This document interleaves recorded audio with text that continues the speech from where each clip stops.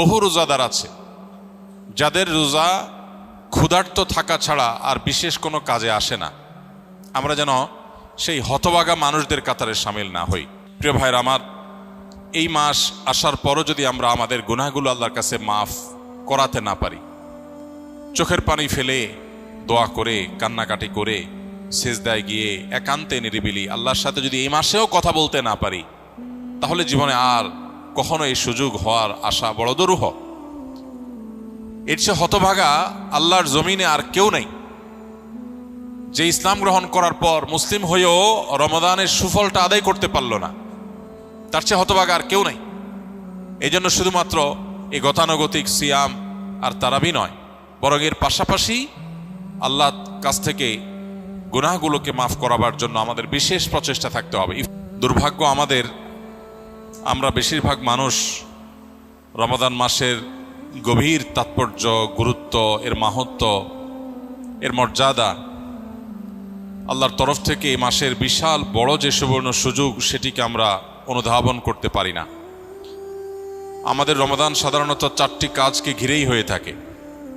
আমরা সচরাচর রমাদান মানে মনে করি বেশি থেকে বেশি দিনে রোজা রাখা, সিয়াম পালন করা, রাতে তারাবির সালাত আদায় করা, আর সন্ধ্যা ইফতার এবং ভোরে সাহারি করা। এই 4টি জিনিসের নামই শুধুমাত্র আমরা রমাদান মনে করি, অথচ রমাদান শুধুমাত্র এই 4টি ইবাদতের মধ্যেই সীমাবদ্ধ নয়। রমাদান এসেছে আমাদের সারা বছরের ঘাটতি পুষিয়ে নেওয়ার জন্য। সারা বছর আমরা যে নানা কারণে শয়তানের প্ররোচনায় প্ররোচিত হয়ে, নফসের ধোকায় প্রতারিত হয়ে আমরা যে গুনাহের সাগরে হাবুডুবু খাই, সেগুলোকে মাফ করাবার দারুণ এক সুযোগ আল্লাহ তাআলা আমাদেরকে রমাদান মাস দিয়েছেন। এবং সেই সাথে সারা বছর নেকামল করার যে সুবর্ণ সুযোগ আল্লাহ দিয়েছেন, সেগুলো আমরা হাতছাড়া করার পর বছরের সবচেয়ে বড় রিকভার করার মাস হলো, সময় হলো, মৌসুম হলো রমাদান মাস। এজন্য এই মাসটি হলো ইবাদতকারী, ইমানদার, মুসলিম এবং জান্নাত প্রত্যাশী মানুষদের ইবাদতের মৌসুম, নেকামলের সিজন। আল্লাহ রাব্বুল আলামিন এই মাসের সর্বোচ্চ সদ্ব্যবহার করার তৌফিক আমাদের সবাইকে দান করুন। সম্মানিত ভাই সকল, এ মাসে আমাদের সবচেয়ে প্রধান এবং সবচেয়ে মূল যে কাজটি বিশেষ গুরুত্বের সাথে করা উচিত, সেটি হলো যথাযথভাবে সিয়াম পালন করা। কারণ এই মাসের প্রধান আমলটাই হলো সিয়াম বা রোজা। আর সিয়াম শব্দের অর্থ বিরত থাকা। অতএব আমাদেরকে এই মাস আল্লাহ রাব্বুল আলামিন সিয়াম পালন করার নির্দেশ দিয়ে মূলত বিরত থাকার অভ্যাস আমাদের গড়ে তুলবার সুযোগ দিয়েছেন। অতএব যথাযথভাবে সিয়াম পালন করার মানে হলো সিয়ামকে তার স্ট্রাকচারাল দিকটাকে খেয়াল করার পাশাপাশি তার ফিনিশিংয়ের দিকটাকেও খেয়াল করতে হবে। সিয়ামের বা রোজার বাহ্যিক স্ট্রাকচারাল দিকটা তো একেবারেই পরিষ্কার। শবে সাদিক থেকে নিয়ে ফজরের ওয়াক্ত হয় তখন থেকে নিয়ে সূর্যাস্ত পর্যন্ত এই পুরো সময় পানাহার এবং যৌনতা, এটা থেকে বিরত থাকা, এটাই হলো সিয়ামের মূল স্ট্রাকচার। এটা ঠিক রাখার পাশাপাশি আমরা যখন সিয়ামকে অর্থবহ করার জন্য অন্য সব নিষিদ্ধ বিষয়গুলো থেকেও বিরত থাকবো, বেঁচে থাকবো, তখন ইনশাআল্লাহ সিয়াম আমাদের আরও বেশি কার্যকর, আরও বেশি যথাযথ, আরও বেশি আমাদের জন্য জান্নাত লাভের কারণ হবে, জাহান্নাম থেকে মুক্তির কারণ হবে ইনশাআল্লাহ বিইذনিল্লাহ। এই জন্য সিয়াম সাধনা করে এই পুরো মাস জুড়ে সকল প্রকার গুনাহ থেকে বেঁচে থাকা, এটা আমাদের অন্যতম একটা কর্তব্য। নবী করিম সাল্লাল্লাহু আলাইহি সাল্লাম বলেছেন, রুব্বা সাইমিন লাইসা লাহু মিন সিয়ামিহি ইল্লাল জু'।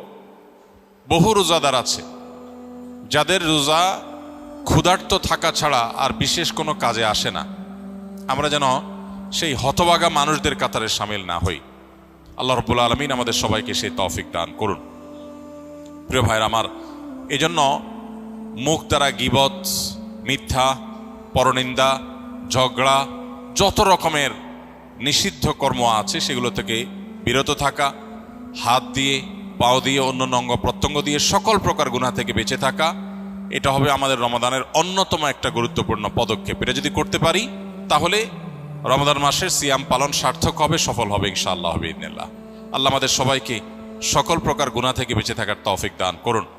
সিয়ামের উদ্দেশ্য যে তাকওয়া অর্জন করা, সে তাকওয়া হাসিল হওয়ার জন্য, সে তাকওয়া অর্জন হওয়ার জন্য সকল প্রকার গুনাহের পথগুলো বন্ধ করা, এটা অত্যন্ত গুরুত্বপূর্ণ। গুনাহের পথগুলো যদি খোলা থাকে তাহলে এই সিয়াম অর্থবহ হবে না, এই সিয়াম যথাযথ হবে না, এই সিয়াম আমাদের জন্য কার্যকর হবে না। এই জন্য আমরা চেষ্টা করব সর্বোচ্চ সকল গুনাহ থেকে বেঁচে থাকার। রব্বে করিম আমাদের সবাইকে সেই তৌফিক দান করুন। প্রিয় ভাইরা আমার, এই মাস আসার পরও যদি আমরা আমাদের গুনাহগুলো আল্লাহর কাছে মাফ করাতে না পারি, চোখের পানি ফেলে দোয়া করে কান্নাকাটি করে সিজদায় গিয়ে একান্তে নিরিবিলি আল্লাহর সাথে যদি এই মাসেও কথা বলতে না পারি, তাহলে জীবনে আর কখনো এই সুযোগ হওয়ার আশা বড় দুরূহ। এর চেয়ে হতভাগা আল্লাহর জমিনে আর কেউ নেই যে ইসলাম গ্রহণ করার পর মুসলিম হয়েও রমাদানের সুফলটা আদায় করতে পারল না। তার চেয়ে হতভাগা আর কেউ নেই। এই জন্য শুধুমাত্র এই গতানুগতিক সিয়াম আর তারাবি নয়, বরং এর পাশাপাশি আল্লাহর কাছ থেকে গুনাহগুলোকে মাফ করাবার জন্য আমাদের বিশেষ প্রচেষ্টা থাকতে হবে। ইফতারের আগে চোখের পানি ফেলে কায় মনোবাক্যে দুহাত তুলে প্রাণ উজাড় করে আল্লাহর কাছে আমরা দোয়া নিবেদন করব, এবং সাহরি খেতে উঠলে ভোর রাতে তখন দোয়ায় মনোনিবেশ করব, চলতে ফিরতে উঠতে বসতে আল্লাহকে স্মরণ করব। মোবাইলে সোশ্যাল মিডিয়াতে বিভিন্ন চোখের জেনা, কানের জেনা, বিভিন্ন রকমের যে গুনাহগুলো হয় সেগুলোর পথগুলো সব বন্ধ করব ইনশাআল্লাহ। তবে এই রমাদান আমাদের তাকওয়া হাসিলের কারণ, এই সিয়াম আমাদের তাকওয়া অর্জনের কারণ এবং আমাদের জীবনকে পরিবর্তনের কারণ হবে ইনশাআল্লাহ বিইذنিল্লাহ। আল্লাহ রাব্বুল আলামিন আমাদের সবাইকে এই রমাদানের সর্বোচ্চ সদ্ব্যবহার করার তৌফিক দান করুন। একজন মানুষ ইতিকাফে বসে মোবাইল চালানো, মসজিদের ভিতরে দ্বীন ইসলামের ক্লাস ও মসজিদের ভিতরে ইফতার পার্টিতে অংশগ্রহণ করতে পারবে কিনা, এবং কেউ কোনো কিছু জানতে চাইলে ইতিকাফরত ব্যক্তি উত্তর দিতে পারবে কিনা? উত্তর হলো যে ইতিকাফরত অবস্থায় একান্ত প্রয়োজনীয় কথা বলতে পারবে। কেউ কিছু জানতে চাইলেও সেটার উত্তর দিতে পারবে, কিন্তু মসজিদের মধ্যে মোবাইল টিপাটিপি, যেটা অহেতুক মোবাইল টিপাটিপি করা, সোশ্যাল মিডিয়া ব্রাউজ করে বেড়ানো, আপনার স্ক্রল করে বেড়ানো, এটা অবশ্যই ইতিকাফের যে উদ্দেশ্য সেটাকে ব্যাহত করে, ইতিকাফের যে প্রাণ সেটাকে নষ্ট করে। সেটা করা যাবে না বা সেটা করা উচিত না। যদি কেউ সেটা করেন তাহলে ইতিকাফ ভাঙবে না, কিন্তু ইতিকাফের কোয়ালিটি নষ্ট হয়ে যাবে এবং এটার সওয়াব কমে যাবে। এজন্য অহেতুক মোবাইল টিপাটিপি বা অহেতুক গল্প গুজব আড্ডা এগুলো দেওয়া যাবে না। তবে প্রয়োজনীয় কথা বলা যাবে, এবং মসজিদের মধ্যে দ্বীনি ইলমের ক্লাস অবশ্যই করা যাবে। মসজিদের মধ্যে ইফতারের কোনো প্রোগ্রাম হলে সেখানে অংশগ্রহণ করা যাবে, এগুলোতে কোনো অসুবিধা নেই। ইতিকাফ নিয়ে আমাদের মধ্যে অনেকের মধ্যে অতি ভয় কাজ করে। আমরা মনে করি ইতিকাফে বসলে বোবা হয়ে যেতে হয়, কোনো কথা বলা যায় না। এরকম না, সাধারণ স্বাভাবিক জীবনযাপন আমরা করতে পারবো ইনশাআল্লাহ। নবী করিম সাল্লাল্লাহু আলাইহি সাল্লাম রমাদানের শেষ দশকে জীবনে কোনো বছর ইতিকাফ ছাড়তেন না। এক বছর তিনি শেষ দশকে ইতিকাফ রেখে ইতিকাফে বসে আবার বের হয়ে যেতে হয়েছে, ইতিকাফ ভেঙে ফেলতে হয়েছে একটা বিশেষ প্রয়োজনে। পরবর্তী বছর তিনি সেই 10 দিন এবং পরের বছরের 10 দিন সহ 20 দিন ইতিকাফ করেছিলেন। এর মানে হলো দ্বিতীয় হিজরিতে রমাদানের রোজা ফরজ হওয়ার পর থেকে নিয়ে তার ওয়াফাত পর্যন্ত 10ম হিজরি পর্যন্ত এই 8 বছর কোনো বছর তিনি ইতিকাফ ছাড়েননি। অথচ আমরা বেশিরভাগ মানুষের জীবনে 1 বছরেও ইতিকাফ করা হয়নি। এটা দুর্ভাগ্যজনক বিষয়।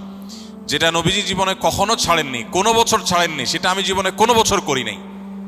পরম শত্রুর সাথেও তো এরকম বৈপরীত্য হয় না, যেটা আমরা আমাদের নবীজি সাল্লাল্লাহু আলাইহি সাল্লামের সাথে আজ আমাদের কার্যত সেই বৈপরীত্য আমরা করে রেখে দিয়েছি। এজন্য ইতিকাফের দৃঢ় সংকল্প আমাদের করা উচিত। আল্লাহ আমাদের তৌফিক দান করুন।